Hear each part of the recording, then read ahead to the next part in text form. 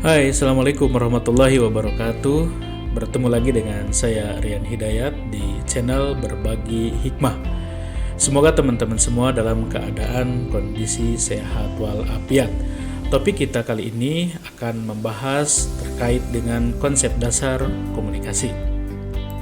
Komunikasi bukanlah kata yang asing di telinga kita, karena kita bisa menemukan melalui membaca, mendengar, dan melihat dari berbagai media. Lalu, seberapa penting komunikasi di dalam kehidupan kita? Komunikasi memiliki peran yang sangat penting, bahkan fundamental dalam kehidupan kita. Tidak ada orang yang tidak berkomunikasi. Bahkan Harold Laswell memberikan 3 alasan mengapa kita perlu berkomunikasi. Kata Laswell, yang pertama adalah hasrat manusia untuk mengontrol lingkungan. Manusia atau kita bisa mengetahui berbagai peluang, berbagai ancaman kepada diri kita itu karena kita berkomunikasi dengan yang lainnya. Kita berinteraksi dengan yang lainnya. Kemudian yang kedua adalah beradaptasi. Berkelanjutan atau tidak di dalam masyarakat, harmonis atau tidak di dalam bermasyarakat itu bergantung bagaimana cara kita beradaptasi. Memiliki teman yang banyak, memiliki sahabat yang banyak, karena di dalam bermasyarakat, dalam beradaptasi, kita menyampaikan ide, gagasan, pesan itu melalui komunikasi.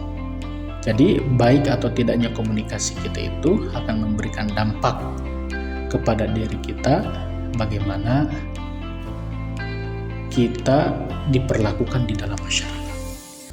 Kemudian yang ketiga adalah mentransformasi nilai-nilai warisan sosial. Contohnya adalah orang tua mendidik tata krama kepada anaknya. Sekolah menjadi tempat pendidikan ataupun media menjadi salah satu sumber untuk menyampaikan informasi.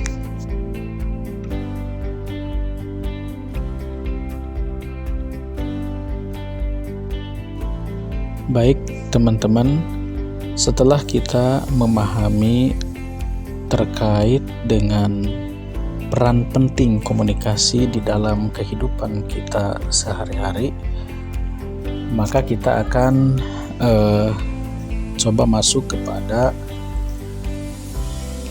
konsep dasar komunikasi itu sendiri. Artinya, apa sih komunikasi itu jika dilihat dari bahasa ataupun istilah begitu. Nah, namun sebelum kita membahas apa itu komunikasi, ada beberapa hal yang sangat mendasar atau beberapa istilah mendasar yang perlu kita ketahui di dalam komunikasi itu. Satu di antaranya adalah ada istilah komunikator atau disebut encoder. Ini kalau kita definisikan atau kalau kita istilahkan dalam bahasa Indonesia itu disebut dengan sumber pesan.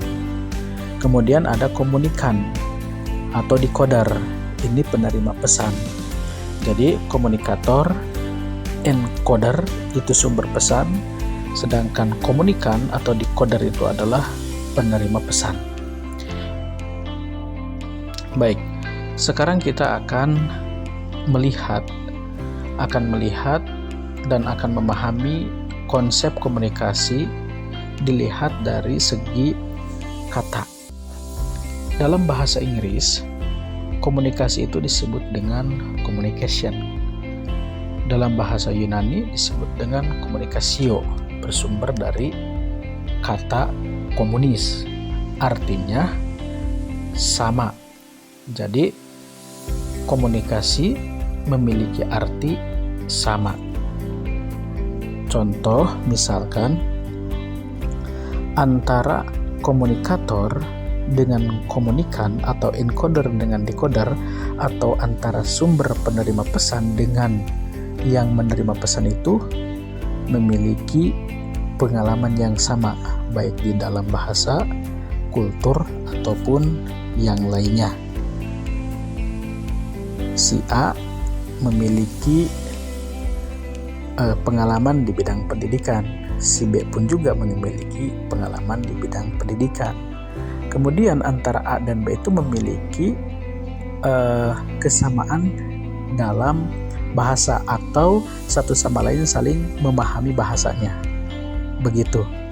Nah, ketika berbicara terkait dengan pendidikan, maka komunikasi akan berjalan secara efektif, atau di dalam istilah vulgarnya itu komunikasinya itu akan nyambung. Begitu. Akan nyambung sehingga komunikasi akan berjalan lebih mendalam lagi, kemudian lebih lama lagi. Karena apa? Karena memiliki pengalaman yang sama, baik di kultur, bahasa, ataupun yang lainnya. Itu dari segi bahasa. Kemudian jika dilihat dari segi istilah, itu para ilmuwan atau para ahli itu banyak yang berpendapat atau mengeluarkan teorinya tentang apa itu komunikasi. Namun di sini saya mengambil sumber atau mengambil salah satu pendapat dari pendapatnya Everett M. Rogers. Nah, Everett M. Rogers mengatakan bahwa komunikasi itu adalah proses di mana suatu ide dialihkan dari sumber atau dari komunikator kepada satu penerima atau lebih dengan maksud untuk mengubah tingkah laku mereka. Contoh yang sangat sederhana, misalkan seorang guru memberikan instruksi kepada peserta didik untuk mengerjakan tugas, maka peserta didik akan melaksanakan tugas. Atau misalkan kita meminta bantuan ke adik atau misalkan ke saudara kita untuk dibuatkan kopi atau diambilkan kopi, kemudian mereka mengambilkan minuman atau kopi buat kita. Nah, jadi menurut Everett M. Rogers, ketika berkomunikasi itu diharapkan ada perubahan tingkah laku di komunikan. Itu dari segi definisi. Nah, kalau saya memaknai bahwa komunikasi itu adalah sebagai jembatan ide-ide atau gagasan yang ada di dalam diri kita yang dikirimkan kepada komunikan. Begitu. Jadi komunikasi itu sebagai media, justru komunikasi itu sebagai media dari apa? Media dari berbagai ide gagasan. Media dari ide gagasan atau representatif atau perwakilan dari ide-ide gagasan yang ada di dalam diri kita ketika disampaikan kepada orang lain. Komunikasi secara umum itu terbagi ke dalam dua. Ada komunikasi verbal dan ada komunikasi non-verbal. Komunikasi verbal itu komunikasi yang dilakukan atau menyampaikan pesan baik dengan lisan ataupun dengan tulisan. Itu termasuk kepada komunikasi verbal. Komunikasi verbal ini sangat efektif bagi orang yang memiliki kesamaan di dalam bahasa, karena ini akan lebih mudah dipahami. Kemudian ada komunikasi non-verbal. Komunikasi non-verbal itu seperti anggukan. Jadi komunikasi yang disampaikan oleh tubuh kita. Begitu, seperti anggukan, kemudian kedipan, lambaian tangan, dan lain sebagainya. Nah, komunikasi non-verbal ini bisa menjadi penguat bagi komunikasi verbal. Salah satu contoh, ketika kita memberikan pujian pada orang lain, misalkan bagus. Nah, ketika kita mengatakan bagus kepada orang lain sambil kita mengangkat jempol, begitu. Kemudian ketika kita berbicara hal-hal yang gembira, raut muka kita, wajah kita, atau gestur tubuh kita itu terlihat riang gembira, maka akan menegaskan dan meyakinkan seseorang. Jadi komunikasi nonverbal itu fungsinya, salah satu fungsinya adalah untuk menguatkan komunikasi verbal kita.